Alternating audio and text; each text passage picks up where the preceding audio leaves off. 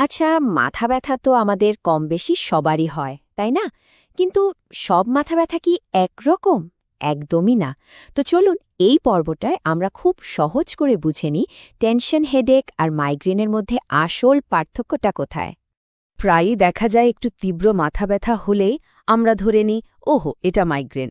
কিন্তু ব্যাপারটা কি আসলেই তাই? আসল কারণটা না জানলে কিন্তু সঠিক চিকিৎসাও পাওয়া মুশকিল।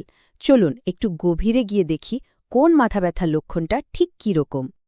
তো শুরু করা যাক সবচেয়ে কমন যে মাথা ব্যথাটা দিয়ে, সেটা হলো টেনশন টাইপ হেডেক।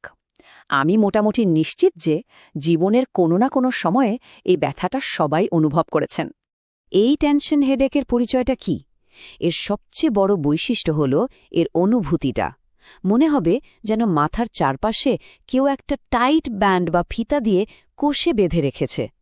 এই যে একটা চাপ বা আটসাট ভাব, এটাই কিন্তু একে অন্য সব মাথা ব্যথা থেকে আলাদা করে দেয়। এখন প্রশ্ন হলো, এই টিটিএইচ বা টেনশন টাইপ হেডেক কাদের বেশি হয়? ডেটা বলছে এটা নারীদের মধ্যে অনেক বেশি কমন, আর সাধারণত ৩০ থেকে ৫০ বছর বয়সীদের মধ্যেই এর প্রকোপটা বেশি দেখা যায়।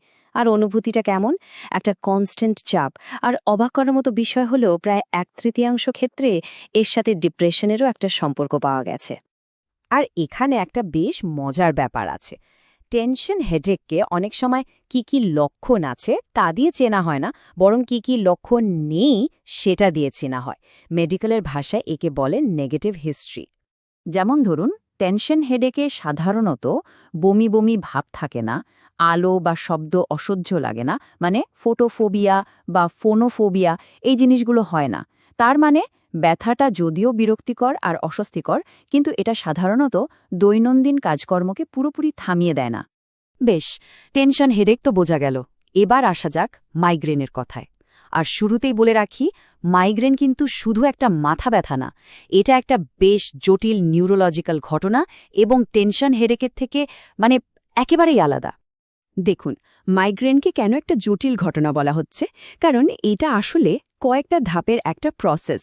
এতে হয় কি, মস্তিষ্কের রক্তনালীগুলো প্রথমে একবার সংকুচিত হয়, মানে চেপে যায়, আর তারপর আবার প্রসারিত হয় বা ফুলে ওঠে।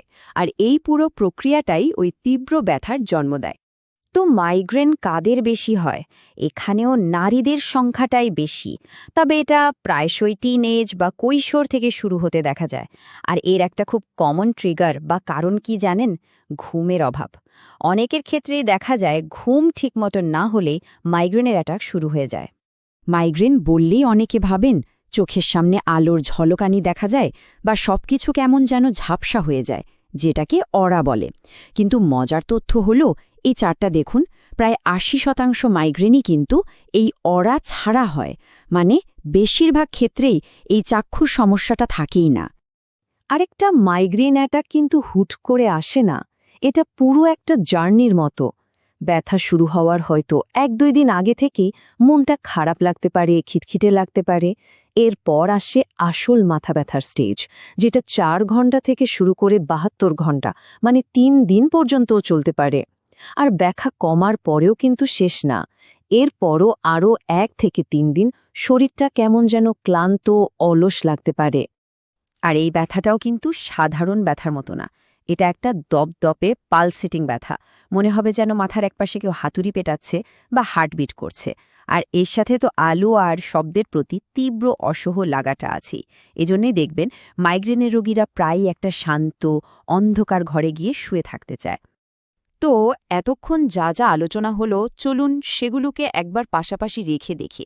তাহলে পার্থক্যগুলো আরও পরিষ্কার হয়ে যাবে। এই টেবিলটা দেখলেই ব্যাপারটা একদম জলের মতো পরিষ্কার। অনুভূতির দিক থেকে টেনশন হেডেক হলো টাইট ব্যান্ডের মতো চাপ, আর মাইগ্রেন হলো দপদপে ব্যথা। লোকেশনের ক্ষেত্রে টেনশন হেডেক পুরো মাথায় ছড়িয়ে থাকে, আর মাইগ্রেন সাধারণত একপাশে শুরু হয়। আর সবচেয়ে বড় যে পার্থক্য, সেটা হলো মাইগ্রেনের সাথে বমি ভাব, আলো শব্দের সংবেদনশীলতার মতো আরও অনেক কিছু থাকে, যা জীবনযাত্রাকে একদম থামিয়ে দেয়। টেনশন হেডেকে কিন্তু এসব হয় না। এখন যেহেতু সমস্যা দুটো এত আলাদা, তাহলে বোঝাই যাচ্ছে যে এদের সমাধান বা ম্যানেজমেন্টও আলাদা হবে, তাই না? যেখানে টেনশন হেডেকের জন্য হয়তো একটা সাধারণ পেনকিলারই যথেষ্ট, সেখানে মাইগ্রেনের জন্য কিন্তু আরও স্পেসিফিক চিকিৎসার প্রয়োজন হয়। যাদের খুব ঘন ঘন মাইগ্রেনের অ্যাটাক হয়, তাদের জন্য প্রিভেনশন বা প্রতিরোধের ব্যবস্থা নেওয়াটা খুব জরুরি। মানে অ্যাটাক হওয়ার জন্য অপেক্ষা না করে আগেই সেটাকে থামানোর চেষ্টা করা।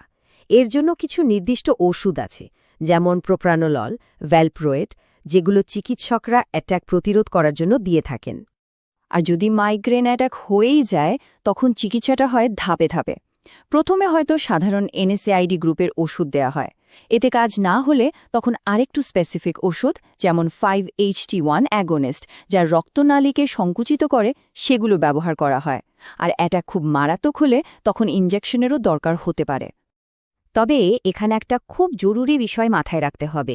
মাইগ্রেনের কিছু শক্তিশালী ওষুধ, যেমন ওই যে 5-HT1 অ্যাগনিস্টগুলোর কথা বললাম, সেগুলো যেহেতু রক্তনালীকে সংকুচিত করে, তাই যাদের হার্টের সমস্যা আছে বা যারা বয়স্ক, তাদের ক্ষেত্রে এই ওষুধগুলো ব্যবহারের সময় খুবই সতর্ক থাকতে হয়।